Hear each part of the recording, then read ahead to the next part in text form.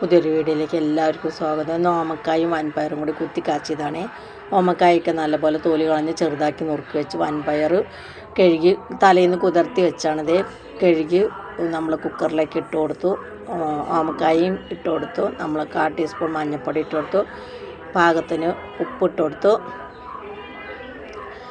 ഒരു 2 ഗ്ലാസ് വെള്ളം ഒഴിച്ച് നമ്മളത് വേവിക്കാൻ വെച്ച് അത് വെന്ത് വരുമ്പോഴത്തേനും നമുക്ക് കുറച്ച് ഉണക്കമുളകും ചെറിയ ഉള്ളിയും വെളുത്തുള്ളിയും കൂടി മിക്സർ ജാറിലിട്ട് നല്ലപോലെ ഒന്ന് ക്രഷ് ചെയ്തെടുത്ത് ഒരു 3 കൂക്കിൽ കൂക്കിയപ്പോൾ നമ്മൾ സ്റ്റവ് ഓഫ് ചെയ്തു.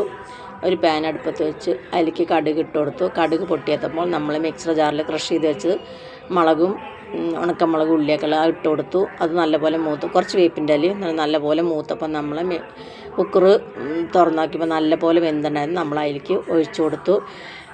എന്നിട്ട് നല്ലപോലെ ഇളക്കി മിക്സാക്കി എന്നിട്ട് ഒരു സർവിങ് പാത്രത്തിലേക്ക് മാറ്റി.